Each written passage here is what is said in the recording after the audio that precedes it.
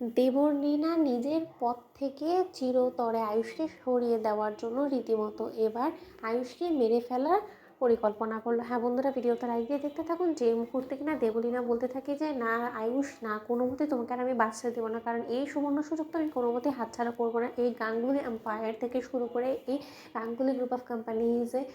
এই গাঙ্গুলি হাউস সব কিছু স্থাবর অস্থাবর ইন্দ্রাণী গাঙ্গুলি সব কিছু আমি হাতিয়ে নেব, এবং তার জন্য তোমাকে তো পৃথিবী ছাড়তেই হবে, কারণ তোমাকে যদি আমি বাঁচতে দিই তাহলে তো আমি কোনো কিছু পাবো না, কারণ তুমি গাঙ্গুলি বাড়ির বড় ছেলে এবং তুমি ইন্দ্রাণী গাঙ্গুলির প্রাণ। তাই ইন্দ্রাণী গাঙ্গুলির প্রাণ কেড়ে নিলে এক ঢিলে দুপাখি আমি মারতে পারবো। ইন্দ্রাণী গাঙ্গুলিও রীতিমতো অসহায় নিঃস্ব হয়ে ছেলে হারানোর সঙ্গে পাগল পরিণত হবে, এবং তার পরবর্তীতে সে সব কিছু থেকে নিজেকে সরিয়ে নেবে, এবং সেই সুযোগটাকে কাজে লাগিয়ে আমি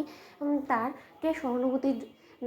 জাগানোর নাম করে আমি তার কোম্পানি থেকে শুরু করে তার বাড়ির সব কিছুর উপরে কবজা করে বসবো। এবং এর জন্য সর্বপ্রথম যেটা আমাকে করতে হবে সেটা হলো তোমাকে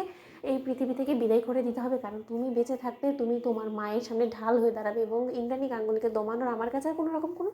উপায়ই নেই। অন্যদিকে কুসুমকে যখন কিনা ইন্দ্রাণী গাঙ্গুলি বলতে থাকে যে কি কুসুম তুমি চুপ করে রইলে কেন বলো তো, এখন কোনো কথা বলছো না কেন, আজকে আয়ুষের এই অবস্থার জন্য তো সম্পূর্ণরূপে তুমিই দায়ী, তাই না? ঠিক সেই মুহূর্তে ইন্দ্রাণী গাঙ্গুলি যখন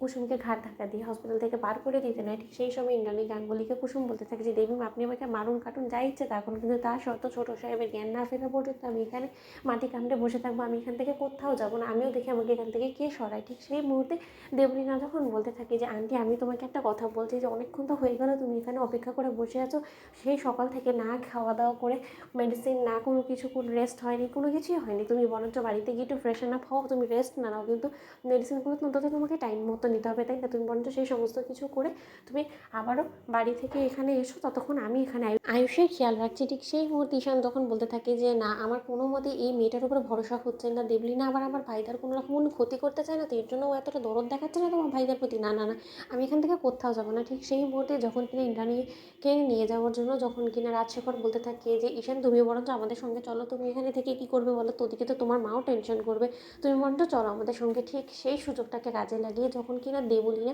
আয়ুষের কেবিনে ঢুকে পড়ে আয়ুষকে মারার প্ররোচনা করার জন্য, ঠিক সেই মুহূর্তেই কুসুম বলতে থাকে যে না দেবলীনা ম্যাডাম আপনি কিছু একটা তো রটানোর চেষ্টা করছেন, এবং সেটা আমি খুব ভালো করে বুঝতে পারছি, কিন্তু আপনার কোনো উদ্দেশ্য আমি সফল হতে দিব না, আমার কেন জানি না বেশ আপনার উপরে সন্দেহ হচ্ছে। অন্যদিকে ঈশান যখন কুসুমকে ফোন করে বলতে থাকে যে জাদুঘর আমি তোমাকে একটা অর্ডার করছি, তুমি এক মুহূর্তের জন্য ভাইদার কেবিনে বাইরে থেকে তুমি সরবে না, তুমি রীতিমতো দেবলীনার উপরে নজর দিয়ে বসে থাকো, কারণ দেবলীনা নির্ঘাত কোনো একটা অঘটন ঘটাবে, এবং সব দায় যাতে ওটা তোমার ঘাড়ে গিয়ে পড়ে সেই ব্যবস্থা করবে, সেরকম কোনো সিচুয়েশন যাতে এসে না দাঁড়ায় তার জন্য তোমাকে অ্যালার্ট থাকতে হবে। জাদুঘর আমি তোমাকে বললাম। তো বন্ধুরা লাইক কমেন্ট শেয়ার করো, সাবস্ক্রাইব করতে ভুলো না।